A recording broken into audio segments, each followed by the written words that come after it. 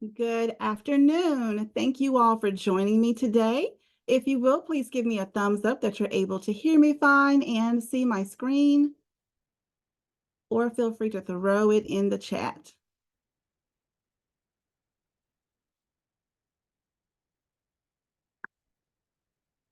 All right, I'm seeing thumbs up, so perfect. I'll go ahead and get going. Once again, thank you for joining us this afternoon. My name is Alicia Bennett. I am Vice President of Professional Development, and I am excited to present to you all our Career Connected Learning Suite, specifically an overview of P2C math.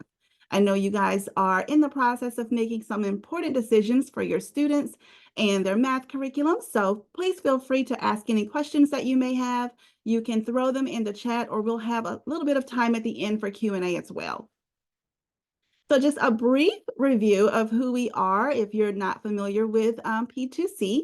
P2C stands for Pathway to Careers. We believe that when education is relevant, students can truly and fully engage in their learning. I am a former math teacher, so I understand what happens in math classrooms every day across the country. And I am excited to present to you the things that I wish I had when I was teaching math in the classroom. So we're going to jump right into our platform so that I can share with you all the things that are there and available for teachers and students when they are using P2C. I'm going to jump into our digital platform. So this is the student and teacher-facing platform for P2C. Before jumping into the curriculum, I'm going to give you a brief tour of our page. We do have a career-connected learning suite.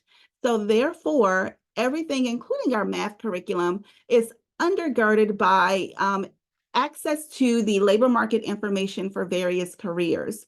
So that's one of our ways of engaging students in their learning. As soon as students access the page, and teachers as well, they are greeted by a career spotlight. Our career spotlight is different for every time you log into the platform. Every time I refresh the page, I'm going to get a different occupation here, which is really, really awesome because it's engaging students and introducing them to a variety of careers right here at their fingertips. Here on the main page, it's going to give them some national career data. And as soon as they click Learn More, it's going to take them to a career details page where they will have additional information about that specific occupation. This includes information about the tasks and technology, as well as the requirements, interests and values, and preparation for this occupation. In this preparation section, it does show students which math skills are needed by one who does this career. So it answers that question that many of us get when we are introducing new concepts to students. You know, when will I ever use this? Why am I learning this? It's giving that information right there. One thing I do love about our career details page is that it also includes a career story video, which gives students the actual real life story of someone who has become the occupation that is featured. Bouncing back to the home page. Also on the homepage, students have access to their career page. So in their journey with P2C, they are able to take our interest matcher, values matcher, and cluster matcher, as well as engage with many of our other career exploration tools. And that information is stored on their My Career page. As students do this, they can share their My Career page with their instructors, and instructors, you will have access to those My Career pages of your students who are in your class.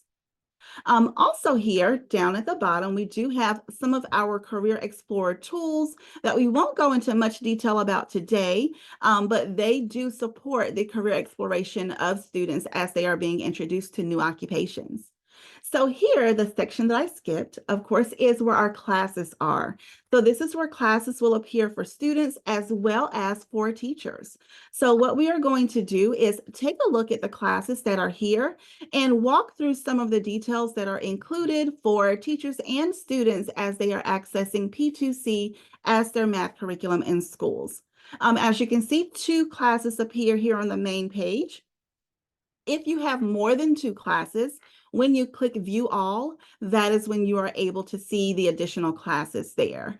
Also, the Add a Class button is here as well. So, as you are adding new classes, which could be your, full third period class, so to speak, or it could be a small segment of your learners. You can have a small group that you create a class for and have assignments for them there as well.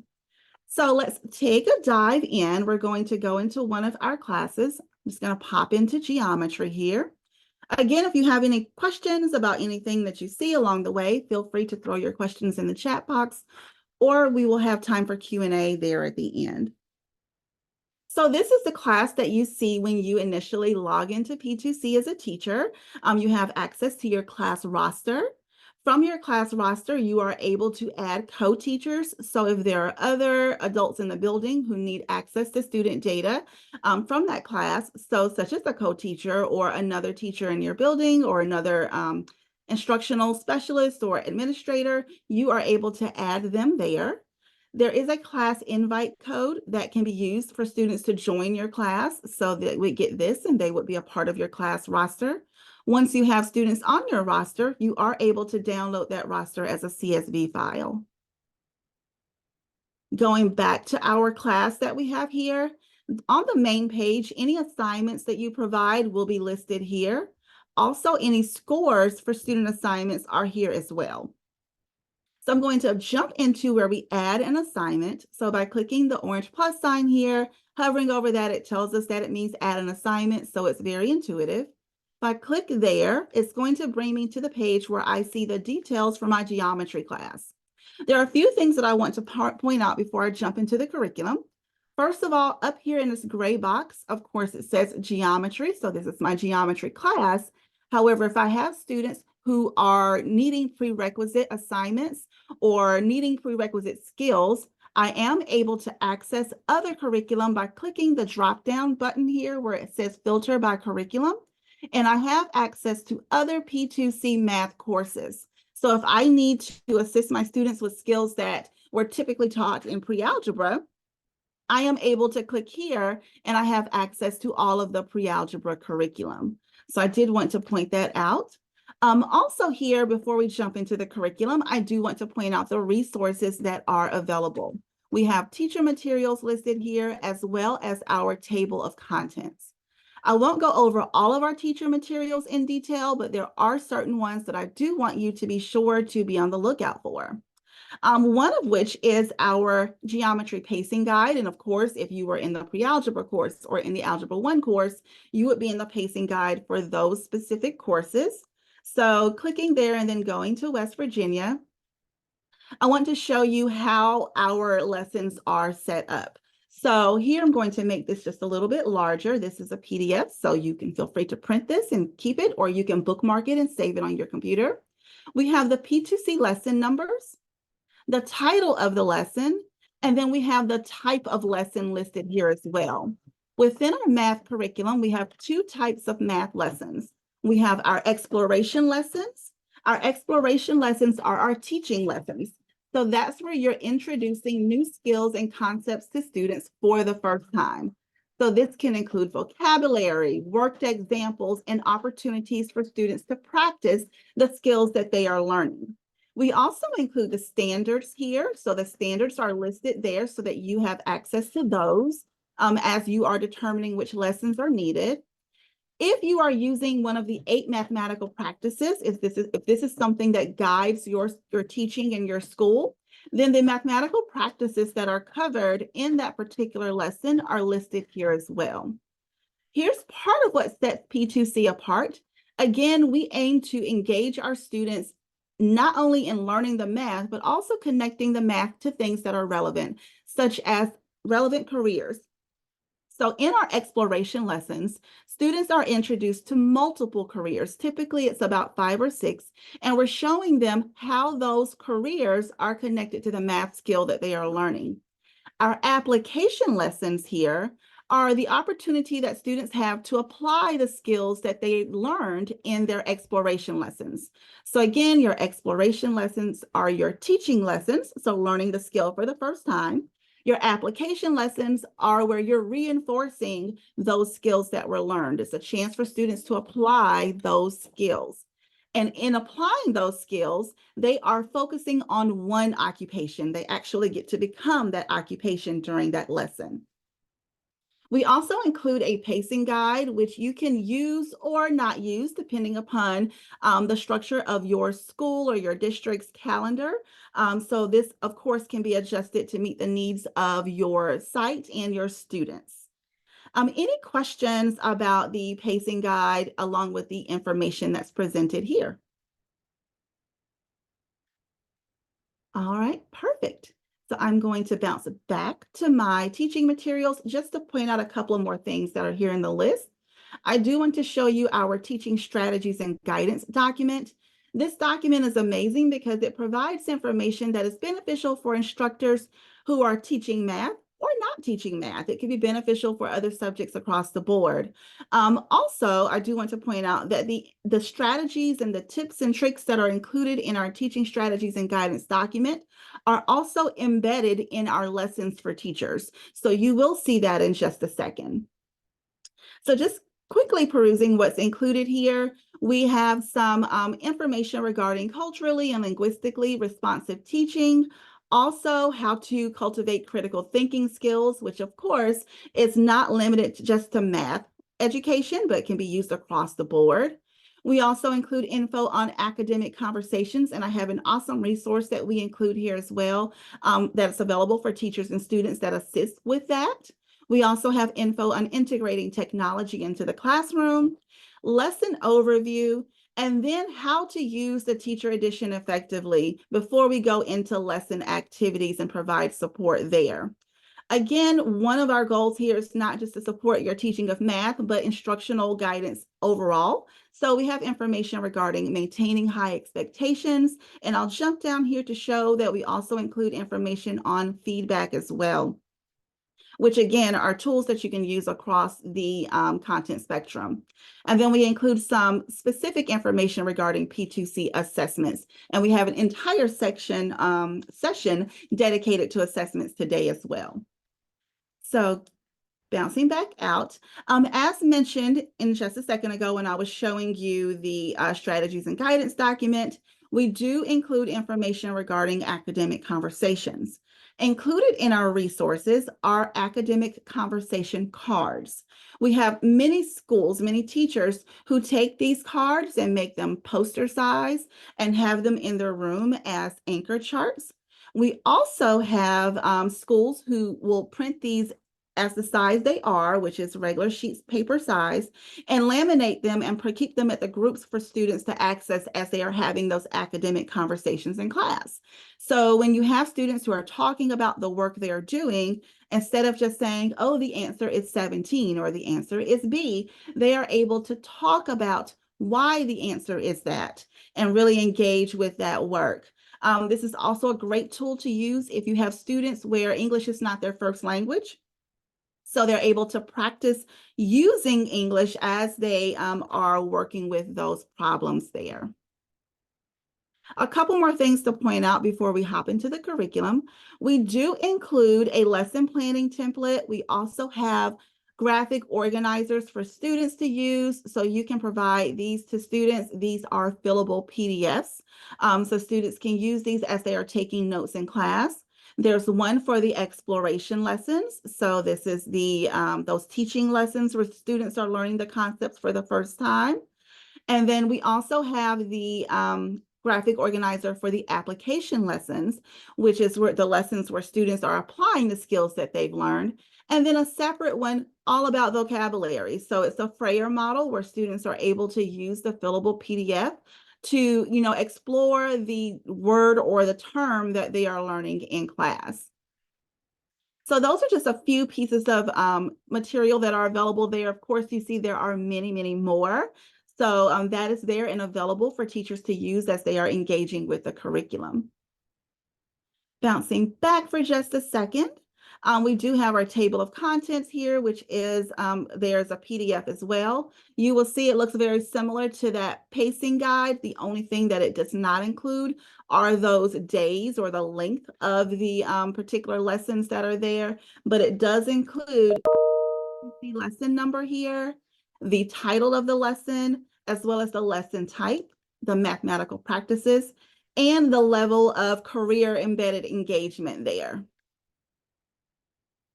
So now to look at our lessons and what they are structured like in the class. So here we have our Chapter 1 Geometry Fundamentals. So just as you would in a print textbook, we have our chapters here with the lessons included. As you can see for each lesson, of course, we have the lesson title. So this is what is covered. The type of lesson here. So this is an exploration lesson. So again, exploration being this is a new skill or new concept that students are learning. So we're going to explore that in just a second. And then within this exploration lesson, which careers are students able to engage with? So in this lesson, students will have some level of engagement with these occupations that use the skill that is covered in this particular lesson that we are covering here. The structure is the same throughout. I will point out that there's a difference here when we get to the application lesson. As we can see, this is application versus exploration. We also can see here that this is covering one occupation versus several. For each of the lessons listed, we have a PDF version available as well as a digital version. You can assign either to students. Our platform is designed to be completed completely digitally, should you choose to. So you have access to both. I am going to jump into the teacher view of a digital lesson, but I do want to give you a glimpse of what it looks like in student view as well as a PDF. So in student view, this is the PDF again. So as you can see, before we even jump into the math, we have what we call our Did You Knows. And our Did You Know is introducing students to an occupation related to the skill that they are covering. So if you are, and I'm sure all of you are, familiar with other textbooks or other math programs, we're not having these abstract math questions, nor are we having the questions about, Sally being at the grocery store and getting 57 oranges. These questions are direct, or this did you know is directly related to an occupation. And if students want to learn more about that occupation, they have access to all of the career exploration tools where they can take that journey for that occupation. So the lesson is set up here in PDF just as it is digitally, and you will see that in just a second. I'm going to bounce into the digital lesson for the teacher view for the same geometry lesson. So going back to our geometry lesson 1.1, I'm going into our teacher view. Typically, when teachers are engaging with this lesson in class, they will have the teacher view pulled up on a screen that they can see, or have the teacher view of the PDF printed out and available for them. And on the screen that they're displaying to students, the students are seeing the student view of their lesson there. If your students are one-to-one, they can be at their desk with devices also following along.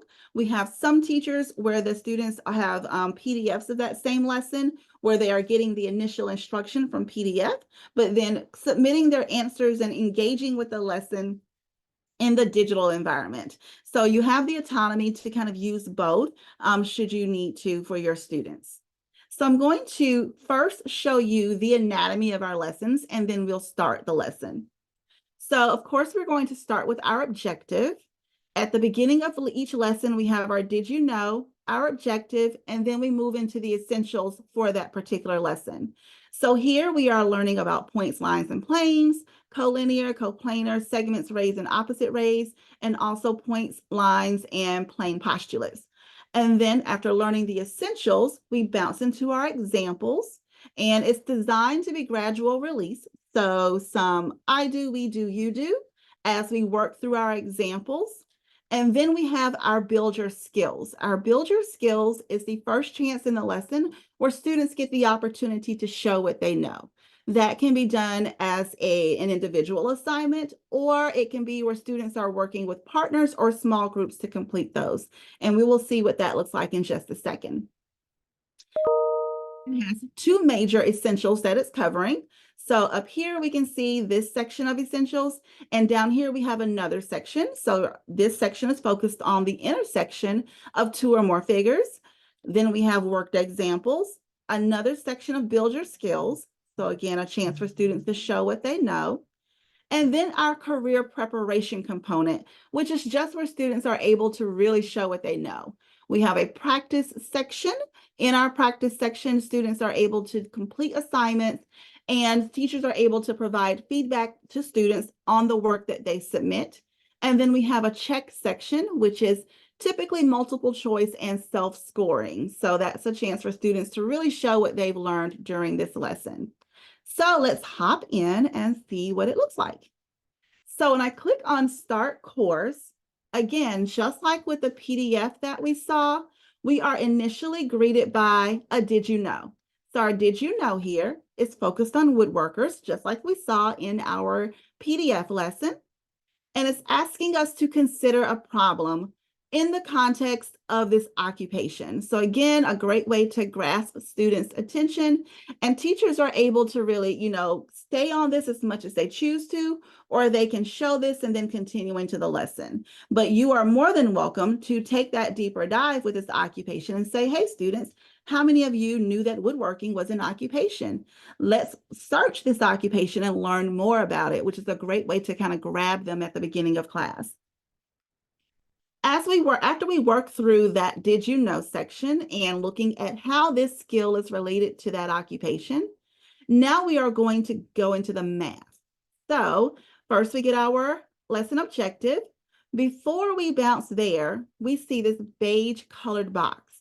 These beige boxes are designed for teachers. We understand that in a lot of our classrooms, we have teachers who are either new to teaching or new to the content that they are teaching. So here we are giving strategies and guidance. So remember that large document I showed earlier? We have taken pieces out and presented them here for teachers to access as they are teaching the lesson. So we have a section that's focused on culturally and linguistically responsive teaching, and then we bounce into the lesson. The non-beige sections are what appear for students. So if we were in the student digital view, they would go directly from the Did You Know section to the lesson objective, which is seen here. They would not see the beige boxes. So again, here we have another beige box. We get some information regarding the skills that are taught in this lesson, the vocabulary that will be taught. So if you have teachers who are doing a word wall or engaging in with vocabulary in different ways, this is where they can really focus and get the vocabulary that will be talked about or taught during this particular lesson. Continuing on, before we jump into the work, teachers are getting some support. We're telling them what tools they can use, what the vocabulary is, and teaching strategies to use as they are implementing the lesson. So we're going into the terms that are being used in this lesson, just as you would in a traditional text. So we're learning about what points are, what are lines, what are planes. And as students learn new skills, they are able to test their knowledge using an interactive activity. And it's immediate feedback with our interactive activities that are built in along the way. So if you think about traditional teaching, you say, okay, we've learned this new skill, we've learned these new terms. Let's go to the board and practice this, or let's raise your hand and answer these questions. This is another way for students to engage in that same type activity in a digital setting. So you could even have students engage in this activity at the board while you have the student lesson pulled up. But they are able to immediately match terms to see if they understood what was taught. And as you can see, you get that immediate feedback of, no, that's not correct, or yes, that is correct. And they are able to do this for these sections here and get that immediate feedback and retry should they desire to retry that activity. And that is what we do for each of these essentials. So you can see I've moved from points, lines, and planes to collinear, coplanars, segment rays, and opposite rays. And so you will go through and teach this as you would in a traditional setting. And again, students are able to test their knowledge. And so we have a different type of knowledge test here. This one is matching. And so I'm just going to quickly bounce these to different terms, and you submit, and then you're going to get that immediate feedback of whether that's correct or incorrect and the opportunity to retry. So continuing on again, we have our next set of skills that students learn, going through the points, lines, and plain postulates, and another opportunity to test their knowledge. Now, after we've gone through these essentials, the next section allows us to practice what we've learned using examples. So we have worked examples along the way. Before we jump into those, we have our beige box here that includes our teaching support. So we have our strategy included, as well as common errors to avoid, which is great for teachers who are new to teaching or new to the content. For those of us who might be veteran teachers in any particular subject, we've kind of learned what those common mistakes might be. But for newer teachers, we're giving them a little cheat sheet here so they know what to be on the lookout for. So teachers and students are able to work through these examples. They are interactive. So along the way, all of this is available for students. So the student version of this lesson looks just as what you're seeing here on the screen now. So as you can see, we have 4 examples here that students and teachers work through, and you would engage students in class just as you would with a traditional text. Our most important component of any P2C lesson is our teacher. So we want to make sure that you understand that this is not just some program that you put students on, but it's absolutely designed to be a lesson that is facilitated by a teacher, and we're providing the support along the way to facilitate that support. So here again, another beige box talking about checking for student understanding, and then continuing on to the next example. And again, teachers and students will work through that. And everything here can be done in a digital format. So we're seeing the solution work through digitally there in the program. Finally, example 4, again, teaching strategy there included. Students and teachers work through that, and then an opportunity for teachers to check for that understanding before we jump into our build your skills. And so again, our build your skills is the first opportunity for students to really show what they've learned in class. So before we jump in there, we have a did you know? So if you recall back at the beginning of the lesson, we talked about our exploration lessons, introducing students to multiple careers that use the skill or concept that's being covered. We had that did you know at the beginning regarding woodworking. We have another one here before our build your skills section where students are able to see, did you know that graphic designers use points, segments, and planes to design logos?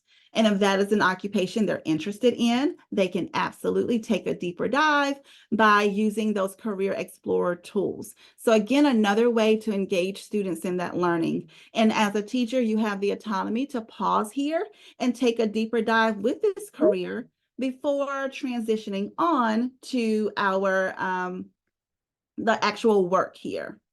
So in the work, we have our questions that students will be answering just as they would answer in a traditional text. The only difference is that we've provided the tools they need to use to answer those questions digitally. Here, the blue boxes that are here are for teachers. And this is a geometry lesson. So as we know with geometry, depending upon the skill or concept that you're teaching, you may have several answers that could be possible correct results. So you have a possible answer here. Students are able to access all of the tools that you see here as they're answering. So we do have some accessibility features here. So if we need to visually modify the screen to meet students' needs, they can do that. Including even the Zoom functionality, which is responsive to the device that's being used. So for example, I am on a Mac, so I get the Command plus or Command minus, but if I were on a PC or a Chromebook, I would have the instructions that are pertinent for that device. Also included here, I can save and exit. So if I want to save my work along the way and come back to it later, you can. I can also go full screen. So if I don't want to see the banner there at the top for my browser, it would remove that. This is where I can submit my work, and we'll talk more about that in a second. I do have access to resources. I am going to expand this just a bit. As you can see, I have access to a protractor as well as a couple of rulers and a line reader, which is a really awesome tool to have if you have students who need to block out extraneous text as they are reading. They can do so. They can read one line at a time. They can expand this. They can read a few lines at a time to block out any portions of the page that might be distracting and preventing them from giving their attention to the problem at hand. So that is a tool that is available within the math resources there. They can flag a problem, so they can flag an item as they're working on it if it's one that they are not so sure about and want to return to.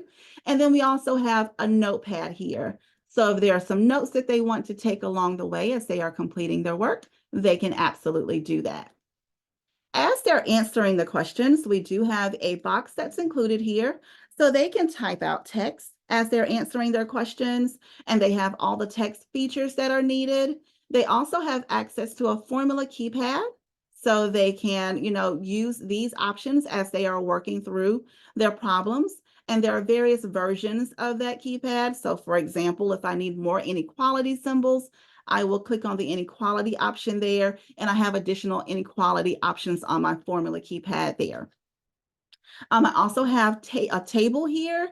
And finally, if you have students where pencil and paper is just the best option for them to do their work, or if you have students who are working as a pair or in a small group and they are doing their work on the whiteboard or on chart paper or on regular paper, they are more than welcome to do their work pencil paper and then grab a picture of it using a cell phone or a tablet and then upload that image, and teachers are still able to give feedback on the work that was submitted. I do want to point out that, again, teachers are our most important component of anything that we do. So teachers have the autonomy to assign all or just a portion of the problems that are listed here. So you can say students only do the odd ones or only do the even ones. And again, our platform is intuitive. So if a different tool is needed to engage with the work, you're given those tools as you go. So for example, for this particular problem, we are drawing a plane. So we have different options here than we did for our previous problems, as you can see. So here, if I need to use my free write tool, I can scribble. I can also draw a line if that's what I need. If I need a compass as I'm doing my work, I can use my compass. So all the tools that I need are there. And keep in mind, I also have that protractor that's available in my resources as well. And in addition to those, we also have our text box that includes that formula keypad that we saw earlier. So all of these items are available to students as they are completing their work. And then once they are done, so whether they've done one problem or all problems there, they will click submit, and that will present it to the teacher, so the teacher can then provide feedback on the work that was submitted. So again, that was build your skills. And so just to recap, we've taught the new skill, we've completed examples over that new skill, and we have done our build your skills, which was our first opportunity to really show that we've learned the thing that we were supposed to learn. Next, we have another geometry essentials, and this section is set up just like the previous one. So this is the new skill that we're covering, including that teacher support. We have the examples that are included here. So again, teaching strategies and then the examples along the way. This particular section has 3 examples that students and teachers can work through. And then another opportunity for build your skills. So again, new skill, worked examples, and then a build your skills section that starts with a did you know? So we have that career connection right there in the lesson as they are building their skills. So once they start the build your skills, set up just like the one we saw before. It's intuitive, so you will have the tools that you need to complete the work. If we were plotting points or developing parabolas or anything like that, we would have a coordinate grid here that would support students' learning of that particular concept.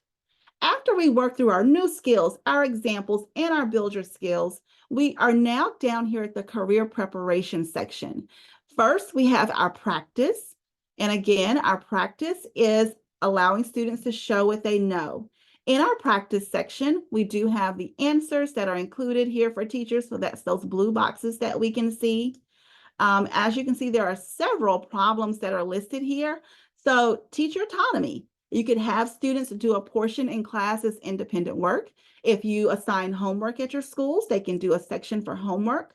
So you have that option there as students are engaging with that work. Again, even here in our practice section, we are supporting teachers in their implementation of the curriculum. So we have our possible answer there, some common errors that students make. So we want to make sure teachers are aware of that, especially if they are new to the concept. And again, our teaching strategy here that teachers can use as they are reinforcing the skills that students were supposed to learn in this lesson. They have access to all the resources that were listed there, as well as the formula sheet. And so the formula sheet is included in all of our lesson practice sections as well. Once students have completed this, again, teachers can assign all or a portion. They will then submit their work at the very end, and teachers are able to score that and provide feedback to students. At the end of the lesson, we do have a check section. The check is another opportunity for students to show if they know. Our check questions are typically multiple choice and they are self-scoring. So here we have the blue boxes again. These are for teachers. We do have some tips here as well to support teachers in their teaching of this skill or of this lesson. So here we have a test taking tip. Remind students that when questions direct students to select all, there can be more than one correct answer. So just supporting teachers as they are engaging with this particular section of the lesson. Once students submit their check questions, so once they go through all that they've been assigned and submit, those again are self-scored, so their score will appear in the scores section of their lesson. So that is an overview of our our exploration lessons, which are those teaching lessons for our skills that we cover. Any questions, once again, feel free to throw them in the chat box. I do want to show you an overview of our application lessons. So application lessons, again, are the lessons where we are having students apply the skills that they learned in those previous lessons. So for example, here, geometry lesson 1.5 is an application that covers solving problems using pairs of angles. And again, our application lessons focus on a single occupation. So we're not looking at several, we are becoming an occupational therapist for this lesson. I'm going to go into the teacher view of the lesson and again quickly show you the anatomy of this lesson, just like I did with the exploration. So we start with our occupation description. We don't jump into the math first.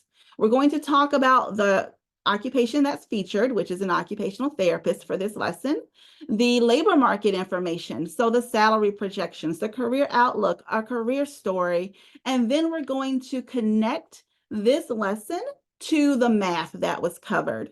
So we're going to look at our key terminology. So for this one, we're focusing on the angle addition postulate.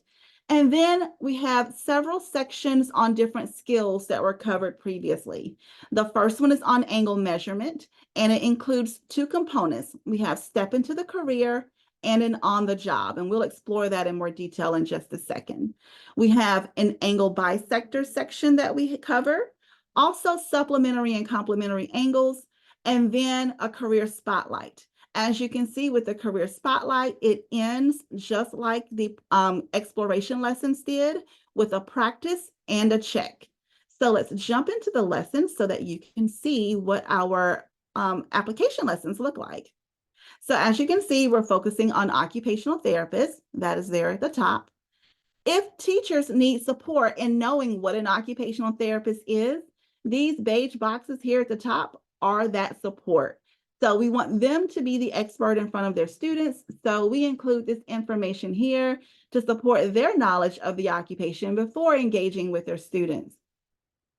Now we're talking about what an occupational therapist is. This is information that students see as well. We talk about the career cluster and the pathway. And then there's an interactive components where students can learn a little bit more about what occupational therapists do. We also explore the education required to become an occupational therapist. And as we continue on, we get to the piece that really typically engages students, which is that labor market information. So we learn where occupational therapists typically work. So we have most of them working in health and counseling, and then a smaller portion working in education. And now, what does that look like here in my state? So I'm able to see for West Virginia, how much do occupational therapists typically make? What's the employment outlook? So what are those 10-year projections? What's the typical annual openings? Students are able to look at that information and decide, is this something I'm interested in? Have I heard of this before? And they can answer that there. If this is something they are interested in, they are more than welcome to take a deeper dive with our Career Explorer there at the top. Now we get to go into a career spotlight video. Our career spotlight videos are about 1.5 minutes long, and they just provide an overview of the occupation. Continuing on, we have a career story. Our career stories are awesome, as I mentioned earlier, because they provide the details of an actual person who could be a neighbor, a friend, who has taken the journey to become this occupation. They talk about their journey, any hiccups that occurred along the way, and provide advice to others who are potentially looking into pursuing that occupation. At this juncture of the lesson, this would be a great opportunity to engage your community. Are there occupational therapists in your area who might be able to talk to your class, either in person or via virtual, like through Zoom or Teams? So that's a great chance to make that connection that way. Continuing on, now we are going to dive into the objective for the lesson and connect it to the math that students have learned. So again, we're looking at the angle addition postulate. We are going to say, hey, students, remember when we covered the angle addition postulate and what that means. And we're going to give students the opportunity to practice what that means. The awesome thing about our application lessons is that as students are doing the work, they are answering the questions as if they are occupational therapists. So instead of looking at just angle measurement, we're looking at range of motion because that's the terminology that an occupational therapist would use. We are looking at the tools that an occupational therapist would use, and we're connecting it to our prior learning. What does that tool sort of look like that we've used in geometry before? And then we go into our step into the career. So this is where students are devising a plan and attacking the problems as if they are occupational therapists. Before we go that route, we have to make sure students remember the skills that were taught previously. So this is our opportunity to refresh their memory. If students are having any struggles in that, we do provide the support that teachers need to assist their students. This includes differentiation support and also some tips along the way, some areas where students typically have some hiccups. As they jump into the on the job, this is sort of like your build your skills section, but everything again is done in the context of an occupational therapist. So they have the opportunity to answer questions as if they are that career. We have our blue boxes that include our teaching support and the answers along the way. And students have all the tools they need to answer the questions here in the platform.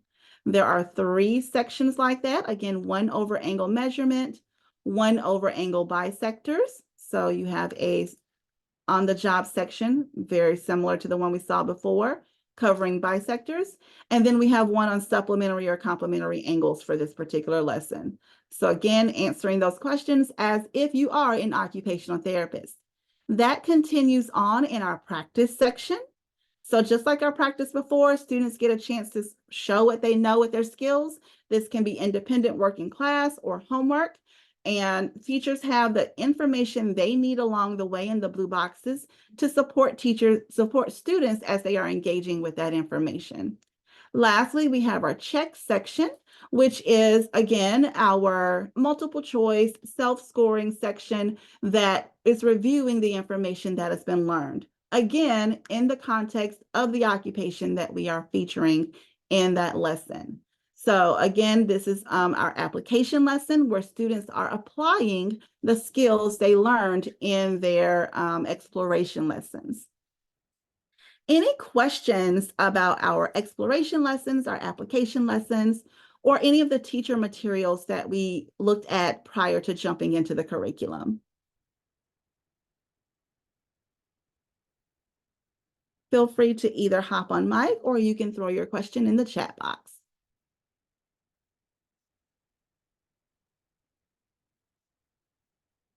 All right, well, before we wrap, I am going to show you quickly the for math that we have access to, and it is our projects.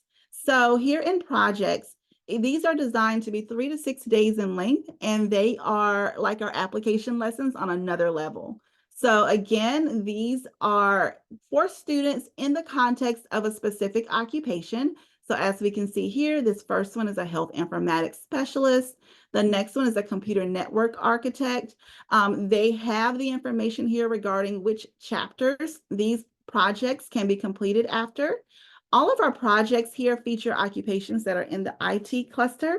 And this is a great way to reinforce the information that was taught in those chapters, but in a really fun and engaging way as well, especially when you have those longer periods during the school year where you need to engage students in standard space assignments, but you might not necessarily want to start a new unit or start a new chapter. So think about the time around state assessments, so either before or before or after major breaks. So that's when typically our teachers use those projects.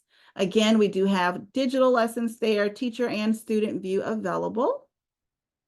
We also have our assessments, and we will go over assessments in more detail in our a session later today.